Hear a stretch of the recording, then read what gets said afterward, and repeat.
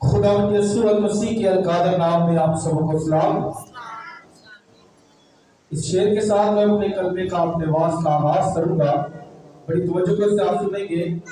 میں اس لائق تو نہیں کہ خدا کی محبت کے بارے میں کچھ بیان کر سکوں، میں اس لائق تو نہیں کہ خدا کی محبت کے بارے میں کچھ بیان کر سکوں، لیکن اتنا یاد رکھنا خدا محبت ہے اور محبت کی کوئی گہرائی نہیں۔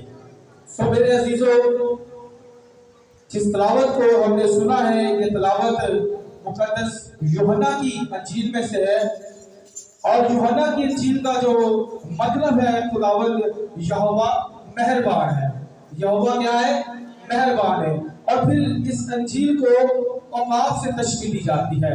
عقاب ایک پرندہ ہے جس کی پرواز بہت بلندی پر ہوتی ہے، اور اس انجیل کی جو باتیں ہیں وہ عام انسان کی سوچ سے بالا تر ہیں۔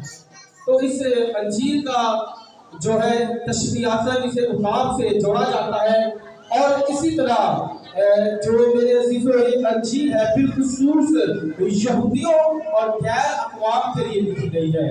اور پھر میرے عزیزوں اس انجیل کو جو ہے یہ انجیل یسوع مسیح کو خدا تعالیٰ کا بیٹا بیان کرتی ہے۔ سب سے خاص جو اس انجیل کا مقصد ہے وہ مسیح یسوع کو خدا تعالیٰ کا بیٹا بیان کرنا، پیش کرنا، ظاہر کرنا اور بتانا ہے۔ یہ انجیل ہم پر اس بھید کو شائع کر دیتی ہے کہ یسوع کون ہے؟ خدا کا بیٹا۔ اور اس تلاوت کو جسے ہم نے سنا ہے کہ اے عورت دیکھ تیرا بیٹا یہ ہے، اور پھر شاگرد سے کہا کہ دیکھ تیری ماں یہ ہے، اسے کلمہ محبت کہا جاتا ہے۔ کیا کہا جاتا ہے؟ لیکن دراصل یہ سپردگی کا کلمہ ہے، اور محبت کا اس میں عنصر پایا جاتا ہے۔ اب سپردگی کا کلمہ کیسے ہے؟ اس آیت میں دو باتیں ہیں۔ سب سے پہلے اے عورت، مسیح نے اپنی ماں کو، مقدسہ مریم کو اے عورت کیوں کہا؟ آج سے 2000 سال پہلے یہ لفظ مسیح نے صرف صلیب پر ہی نہیں بلکہ کینانا گلیل میں جب شادی کی جہاں مسیح یسوع کو مریم کے ساتھ بلایا جاتا ہے، تو وہاں پر بھی یسوع نے لفظ اے عورت کا ہی استعمال کیا، اور اس وقت کبھی اس لفظ پر آج سے 2000 سال پہلے کسی طرح کی کوئی تنقید نہیں ہوئی، کیونکہ آپ جانتے ہیں کہ مسیح کی صلیب کے پیچھے مذہبی لوگ بھی تھے، اور مسیح کو 3 دفعہ مذہبی عدالتوں میں بھی لے جایا گیا اور وہاں بھی مسیح کا فیصلہ کیا گیا۔ تو آج کے علماء دین، آج کے جو علماء ہے وہ اس بات پر تاکید کرتے ہیں کہ یسوع نے اپنی ماں کو اے عورت کیوں کہا۔ تو آئے ہم دیکھتے ہیں اے عورت سے کیا مراد ہے۔ اے عورت مسیح نے لفظ جو صلیب پر استعمال کیا یونانی میں گنائے لفظ ہے، اور یونانی زبان سمندر کو کوزے میں قید کر لیتی ہے۔ ایک لفظ مسیح نے بولا گنائے، انگلش میں اس کا جو مطلب ہے میڈم ہے، انگلش میں میڈم، اور کیتھولک ورژن میں اے خاتون، اور پروٹیسٹنٹ ورژن میں اے عورت۔ اس کا جو صحیح ترجمہ ہے وہ کیتھولک ورژن میں اے خاتون، اور اس کا جو معنی ہے، اس کا معنی ہے محترم، موسم عورت، عظیم عورت۔ اور اس وقت اس لفظ کو، بنائے لفظ کو باپ بیٹی کے لیے بھی استعمال کرتا تھا، بادشاہ ملکہ کے لیے استعمال کرتا تھا، اور بیٹا ماں کے لیے استعمال کرتا تھا۔ تو یعنی اس بات پر تاکید کرنا کہ مسیح کا مریم کو اے عورت کہنا کوئی معنی نہیں رکھتا، دراصل مسیح دوسرے لفظوں میں اسے عظیم عورت کہہ رہا ہے۔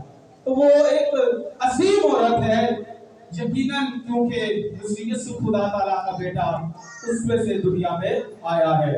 اور آئے ہم اس نقطہ کو دیکھتے ہیں کہ یسوع نے اپنے شاگرد کو، جس سے وہ محبت کرتا ہے، اس شاگرد کا نام کیا ہے؟ مقدس یوحنا۔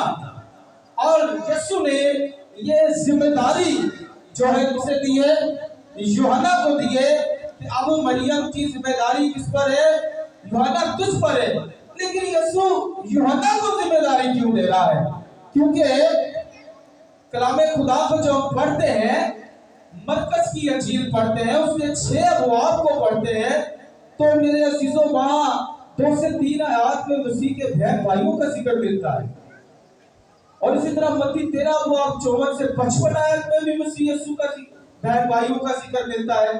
और जिस शख्स के बहन भाई हो छोटे, 4 भाई हैं यहाँ बताए गए यीशु के, याकूब, शमौन, यहूदा और यूसुफ को मसीह के भाई कहा जाता है। इन 2 आयत को लिया जाता है मत्ती और मरकस में से, और ये कहा जाता है कि ये यीशु के भाई हैं। और फिर हम देखते हैं कि यीशु को जब तालीम दे रहे होते तो कहा जाता है तेरे भाई और तेरी माँ तुझे बुला रहे हैं। तो यीशु ने वहां उनसे कहा कि मेरे माँ बाप है, भाई वो है जो मेरे कलाम को सुनते हैं और इस पर अमल करते हैं। लेकिन यहाँ पर दरअसल हकीकी तौर में हम मैसेज भी सुनते हैं और बयान भी किया जाता है कि ये यीशु के भाई हैं।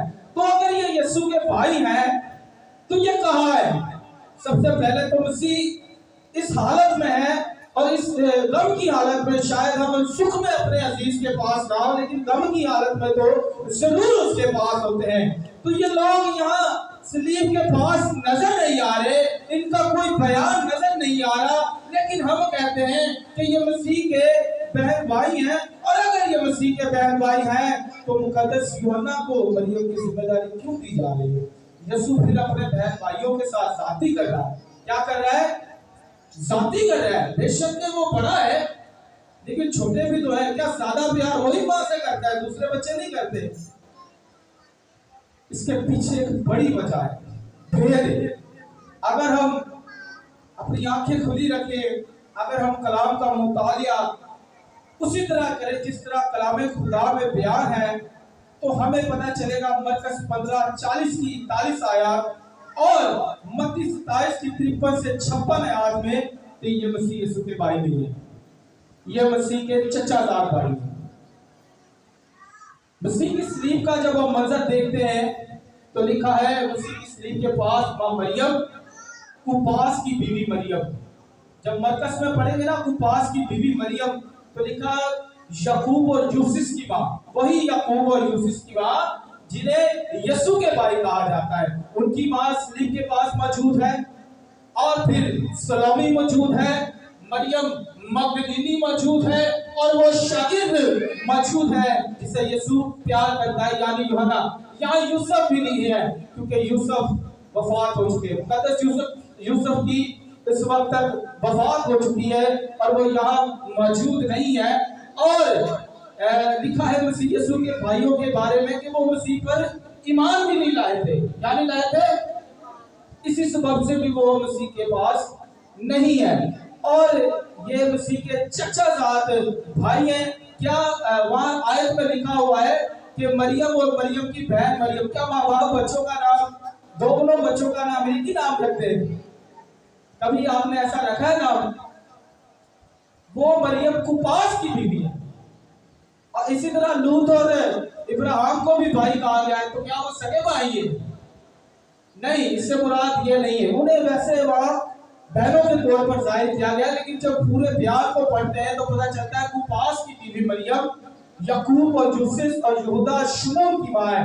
तो यहाँ ये जाहिर हो जाता है कि मेरे अजीजों यीशु मसीह का मरियम को यूहन्ना के सुपुर्द करना का खास मकसद यह है कि यीशु मसीह का कोई और भाई बहन दुनिया में जो मरियम से पैदा हुआ हो नहीं है।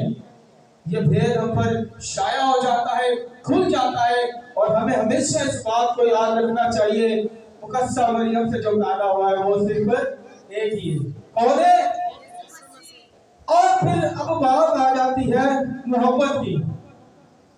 इस कलमे को किसका नाम दिया गया है? पहले तो हम देखेंगे वो मोहब्बत रखने वाले, वो जो रोटियां खाते थे मनोमन, कहा है वो भीड़ का है जो यीशु के, और फिर उसके हवारी जो जान देने को तैयार थे। जब इंसान मुश्किल में होता है फिर मोहब्बत का पता चलता है, क्योंकि मोहब्बत खौफ नहीं रखती। ये वो लोग हैं जो मसीह से حقیقی محبت رکھتے ہیں اور یسوع سے پیار کرتے ہیں، انہیں نہیں پرواہ ان کے ساتھ آیا کچھ ہو سکتا ہے، لیکن یہ مسیح کے پاس رہنا چاہتے ہیں، مسیح کے ساتھ رہنا چاہتے ہیں، آخری دم تک مسیح کا پیچھا نہیں چھوڑنا چاہتے، یہ ان کا پیار ہے۔ اور سب سے بڑا پیار ہم دیکھیں گے کہ میں نے آپ کو بتایا اس انجیل کا کیا مطلب ہے کہ یسوع کون ہے؟ خدا کا بیٹا۔ یہ انجیل کیا ظاہر کرتی ہے؟ یسوع کون ہے؟ خدا کا بیٹا ہے۔ اور پھر آپ دیکھیں اس سے بڑھ کر محبت اور کیا ہوگی کہ خدا نے جہاں سے ایسی محبت رکھی کہ اپنا اکلوتا بیٹا بخش دیا۔ سلیب پر کون ہے؟ بلند آواز سے کہیں شرمائے، سلیب پر کون ہے؟ یسوع۔ یسوع کون ہے؟ خدا تعالیٰ کا بیٹا۔ خدا میں سے جو نکلا وہ یسوع ہے۔ کون نکلا؟ ایک ہی نکلا ہے۔ کتنے نکلے خدا میں سے؟ اور مریم سے کتنے آئے؟ ایک ہی آئے۔ اور وہ بھی کون ہے؟ ہاللیلویا۔